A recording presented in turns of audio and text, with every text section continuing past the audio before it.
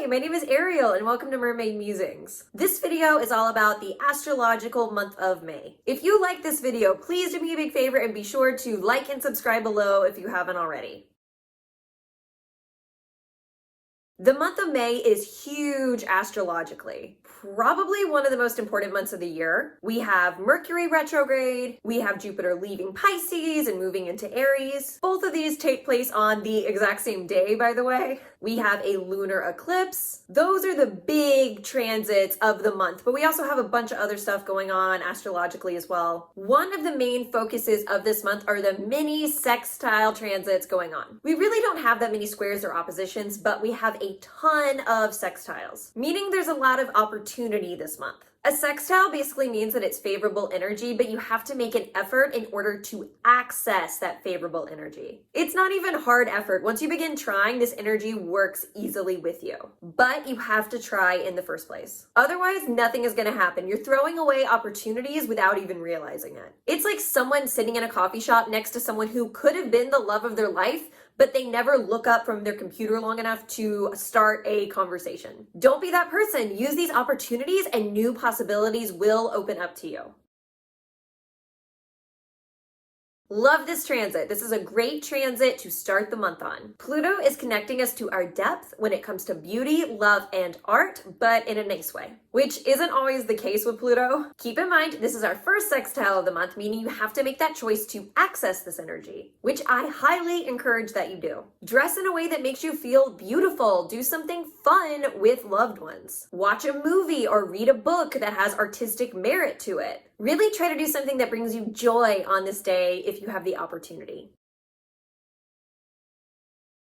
Venus is in Aries for a relatively short period of time, which kind of fits with the sign of Aries because it's the most impatient sign of the zodiac. It likes to move quickly and immediately start on the next thing. Try to take full advantage of the vibrancy and excitement of this transit. Venus in Aries makes relationships playful and fun. They don't take things too seriously. Be sure to joke around with your partner. Go out and have crazy adventures with your partner. Don't just stay at home. Go out into the world. Try new activities together that you haven't tried before. This is a great time to experience excitement and passion while in love. If you've been in a relationship for a long time, rekindle that fire. If you're single, this is a great time to start dating again. Go and have that first date or go on many different dates. Rekindle that passion of wanting to be in a relationship. Obviously, Venus doesn't only apply to romantic relationships, it applies to people in our lives that we love in general. Meaning this does apply to friendships, not so much acquaintance friendships, but your closest friendships. If you can, try to go on crazy wild adventures with your friends. If your friend calls you up and invites you on an impromptu weekend getaway, don't think about it, just go. Overall, this transit can really help to breathe life into all of your existing relationships. So try to take full advantage of the excitement that comes along with this energy. We have one good Pluto transit followed by another good Pluto transit. Interestingly, it's the exact same sign, sextiling in a positive way. So once again, you have to make an effort, but if you make that effort, you'll be rewarded. This is giving us the opportunity to expand outward and go more deeply inward simultaneously, which is normally a tough challenge, but it comes to you more easily right now. With this transit, you have luck when you're willing to get into your depth and your sensitivity. Have deep love and understanding for other people right now. This is really giving you the opportunity to have empathy for people that you maybe wouldn't normally have empathy for, or people that it's hard for you to have empathy for. That's the general lesson of Jupiter and Pisces, but Pluto is giving you the opportunity to go even farther with that. This is also turning the focus on you, for you to ask yourself questions about why sometimes it's difficult for you to have that empathy, or why sometimes you're judgmental of other people. Oftentimes, that lack of empathy or judgment we gear towards others is because we're scared that we have those same qualities within us. If you can learn how to accept your flaws and forgive yourself for your flaws, then not only do you become a better person for yourself, you become a better, more kind-hearted person for other people.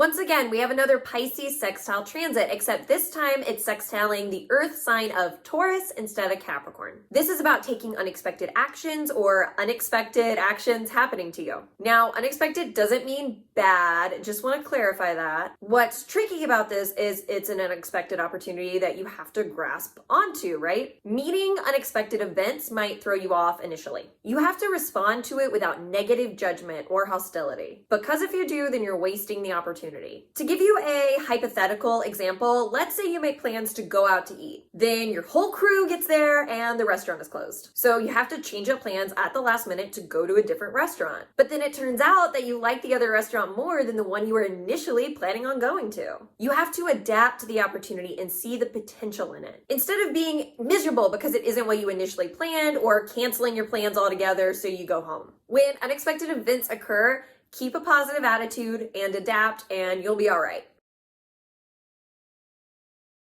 Not going to talk about this too much. I just wanted to emphasize that this is doubling down on that unexpected energy. We have 2 Uranus transits that will be impacting your life right on top of one another. You really have to lean into that Pisces adaptability if you want to have a good time and turn these events into something fruitful. With Taurus energy, it's easy to get stuck and miss the opportunity that's right in front of you because you refuse to budge even a little bit. Don't do that to yourself. Keep an open mind to these surprising opportunities and grasp them when you see them.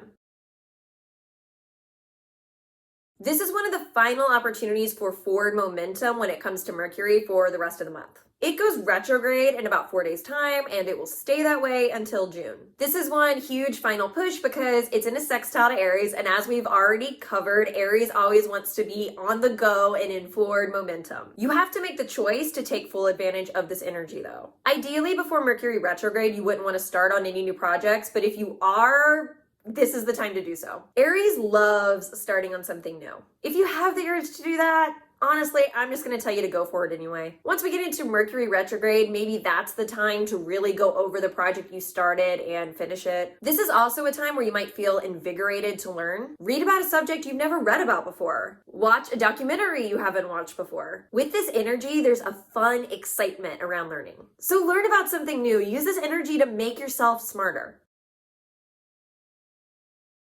Told y'all there's a lot of sextiles this month, and we're just getting started. There's a potential to build your self-worth through your actions during this time. Try to be self-aware in your actions. Ask yourself if taking that action will benefit your self-esteem. If it's something that will detract from your self-worth, then don't do it. Do what Pisces loves to do and remove yourself from the situation. You don't have to take actions that make you feel bad about yourself. We often do, though, because we feel pressured by other people. You can simply choose to ignore that pressure. Go off and do your own thing. Be true to yourself no matter what.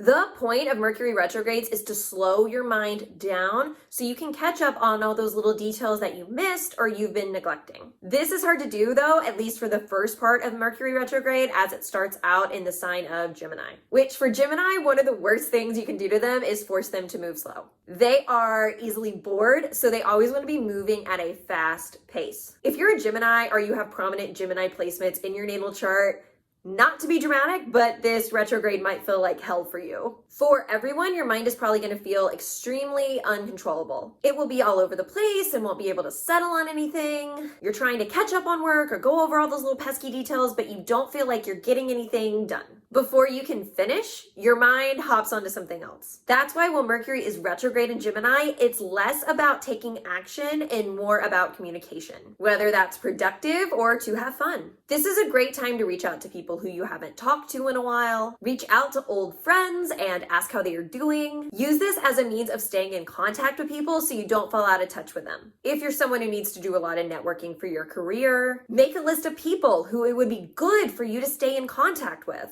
Open up that door of communication that might have gotten closed over the last couple of years because of, use this time to talk out ideas with other people. Getting other people's input on what to do is going to help you because they might have solutions that you never would have thought of on your own. Or even just the physical act of talking it through with other people might kickstart ideas in your brain that you wouldn't have thought of if you hadn't have verbally communicated it. Once Mercury retrogrades back into Taurus, that's when it's time to take those ideas, you came up with during Mercury retrograde in Gemini and figure out how to finalize them or implement them. Taurus is a lot more practical. It likes to move slow. So in some ways, the energy is going to feel more comfortable here because Mercury retrograde and Taurus can work together to create a more productive outcome. You want to take those ideas you came up with to fix the problem while Mercury was in Gemini and actually fix the problem while Mercury is in Taurus. Expect resolving these issues to take a long time, so just be prepared for that. Give yourself plenty of time to work, because if you wait to the last minute, then you're gonna be screwed.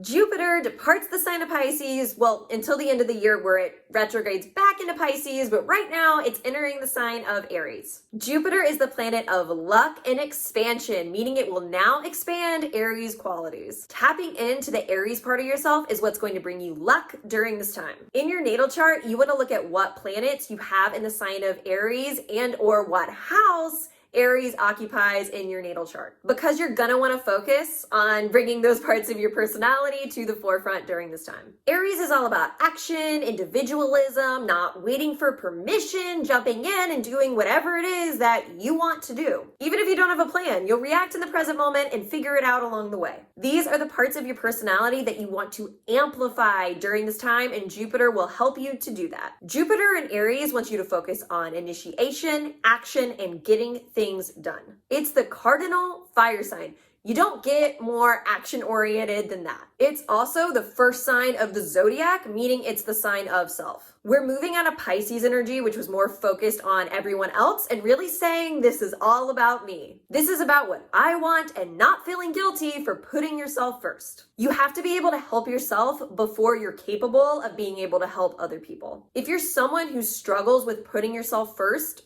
learn how to do that during this time. If you don't embrace these qualities, if you don't embrace your individual sense of self, you're not gonna have luck during this transit. You'll be working against Jupiter, and Jupiter in true Aries fashion will be like, all right, I'm gonna go do my own thing and leave you behind. You need to ask yourself, where have you gotten too lost in the crowd? Where have you gotten too lost in the group that you've lost your individualism? Now's a great time to gain that back. And you're going to have more luck when you try to gain that back, even if you do have pushback from other people, than if you stay on the same path they want you to stay on. Staying in groupthink is only going to bring you bad luck, which you might not understand why you're having such bad luck, because you feel like you're doing everything correctly and following all the rules. It's because Aries doesn't care about rules. It will break them if it has to in order to go out and be a trailblazer. Aries wants to be in front of everyone else, doing its own thing. Other people can come or not. Aries really doesn't care. It's comfortable being its true self. Jupiter in Aries wants to give this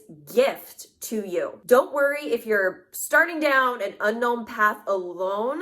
Jupiter in Aries will be there to protect you. If you want to know more about Jupiter in Aries, I'm going to make 2 whole separate videos on this transit. One going more in depth into Jupiter in Aries itself and how that will affect the collective, and one focused on how it will affect you as an individual based on what house it's transiting through in your natal chart. So be sure to turn on the bell icon so you can get notifications for when those videos pop up.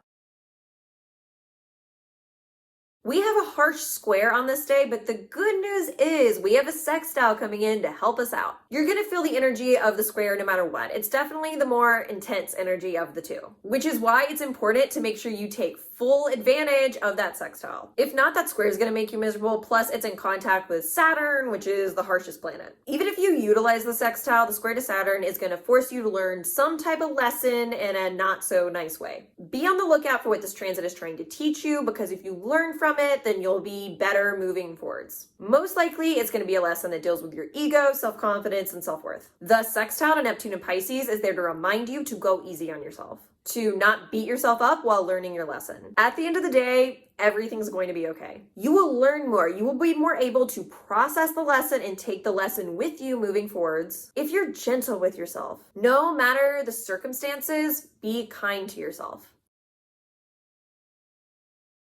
We've already experienced our first lunar eclipse on this new nodal axis, but it was in the sign of Taurus. Now we're experiencing our first lunar eclipse in these new nodes in the sign of Scorpio. This eclipse is extremely intense because it is in the sign of Scorpio, and that's probably the most intense sign of the whole zodiac. We're taking that intensity and placing it on one of the more sensitive parts of our natal charts because the moon is our emotions. Then you have the eclipse on top of that. All of this combined leads to intense chaos. It's going to feel like it's too much to handle emotionally. What you're going to see a lot of people do is completely emotionally detach because they don't know how to process their emotions on that deep of a level. Try not to be one of these people because it's not going to do you any good. Actually, I would say it's worse than that. You're going to mess yourself up if you emotionally detach. Eclipses are going to do what they're going to do anyway. You just no longer have the proper tools to work with the eclipse. Adding to this want to detach is that the sun and moon are both square to Saturn in Aquarius. It's a tight square too. They're only 1 degree apart. Saturn doesn't like emotions. Aquarius especially doesn't like emotions, meaning this is fighting with that Scorpio emotional intensity, and neither of them are really gonna win. Squares are difficult energy to navigate because all these signs that don't really work well together are all trying to push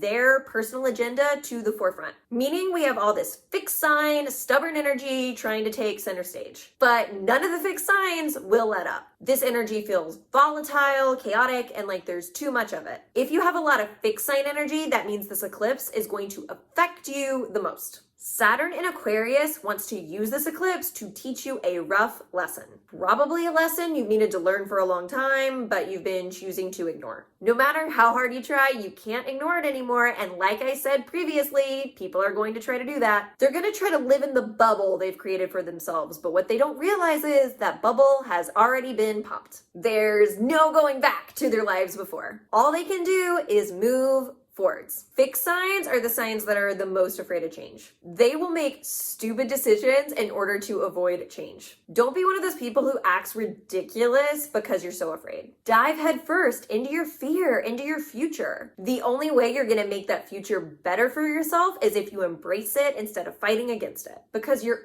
always going to lose to an eclipse. With the lunar eclipse squaring Saturn, it's going to bring restrictions into your life. Nobody likes feeling confined, especially Aquarius. But maybe you need to cut yourself off or restrict certain parts of your life so you can get back to the basics, to the core of what you really need to be focusing on. Fixed signs very much prefer to limit their focus, but truly go after what they're focused on. We just got done with eclipses in mutable signs, which was more scattered energy. Now is the time to limit your scope. Saturn is pushing that even farther than what we would normally experience over eclipse season. This is about refocusing your life on what you need, on what is essential. Once you figure this out and devote a substantial amount of time to what's important to you, then you're no longer going to be so restricted because new possibilities will open up to you. They aren't the same possibilities as before, but these new possibilities are probably better opportunities for you, as long as you embrace them instead of clinging on to something in the past that you can't get back. Expect everything to be weird and chaotic during this time. Pisces has no direction. It goes wherever it feels like going. Pisces prefers to follow its gut over its head, even if it doesn't make complete sense at the time. That's what you need to do too. If you're someone who's highly logical and doesn't like following your instincts, this is a great time to work on that skill. Learn to trust your intuition more because your intuition is going to be on a high octave during this time. When it comes to taking action, follow where your feelings take you. For example, let's say you wake up and you were meant to work on project A during this time, but you feel like working on project B. Then work on project B. If you try to work on a project A, then honestly, you're not going to do a good job and your energy will be depleted rather quickly. Whereas if you try to work on project B, it'll come to you much more easily and you'll feel invigorated in your actions during this time. Work on whatever your mood feels like working on instead of following a rigid schedule if you want to be your most productive during this transit. We also have the Sun in Taurus, trine Pluto in Capricorn. We're revisiting our ego, self-confidence, and self-worth again. But this time in a nicer way. Kind of. Pluto is still involved after all, but it's in a trine. This is a good time to ask yourself what grounded actions you can take in order to build these qualities within yourself. What are realistic goals that you hope to achieve? No one wakes up one day with their self-worth completely changed. It's generally a long process. It's a slow climb to get to where you want, and no other sign understands this better than Taurus and Capricorn. And they're favorably working with one another. Begin that journey of deepening your self-worth. As long as you're growing, even if it's slow growth, you'll eventually get to where you want. This is adding a little bit of structure to the Pisces method. Only a little bit though, and only if you let it. Having strong gut instincts or gut feelings is extremely important. It's something that a lot of people overlook, but having these characteristics truly will get you farther in life. Now we're putting that with Capricorn's discipline, hard work, and structure. If you can combine all the positive qualities of Pisces and the positive qualities of Capricorn, you will be truly indestructible. You're able to have these two different energies work in sync with one another, meaning you can take action in multiple ways, choosing whatever one serves you best at the time. Use this time to learn how to use your head alongside your gut, which will ultimately make them both even better. This is some crazy energy, and I mean crazy in a good way. This is a great time to go out and have fun. Go out and do something crazy. Try something you've never tried before. This is a great time to plan social activities, especially active activities like going to the beach or playing volleyball or something. This is less about getting together and having a chill night at home and more about going dancing at a bar. With Aries involved, you really want to do something that involves physically moving your body. You're gonna have a lot of energy inside of you that you want to release instead of keeping it pent up. It's a lot more fun to release it, which Aries and Gemini are both all about having fun. Both of these signs are similar in that they don't like to be bored. So don't do boring activities. Find something to do that makes your sense of wonder and adventure come alive. This is adding a bit of seriousness to that Aries playful energy. It's showing you that you can take a relationship seriously, that you can be in a committed long-term partnership while still having fun, excitement, passion, and adventure. All of these qualities don't have to be mutually exclusive with one another, as long as you put a little bit of work in. You can stay in long-term relationships without them having to become dull or boring. You just have to figure out what works best for everyone involved. Mars in Aries is working to propel your goals forward, to propel your actions forward, much more so than Mars in Pisces was. Aries feels like it doesn't have time to waste, while Pisces is content to wander around aimlessly. You might feel like a fire's been lit under you, like you have a sudden burst of energy that wasn't there before. Aries likes to do everything quickly, so that's how you should approach tasks during this time. Don't dilly-dally, because if you do, then you're never going to finish what you're working on because you got bored and moved on to the next thing. When you take action, try to finish that action quickly before you start on something else. Aries in general is known for a lack of follow through, so everyone's gonna be experiencing that during this time. Ride that burst of energy for as long as you can. Don't cut yourself off thinking you'll come back to that task later, because you won't.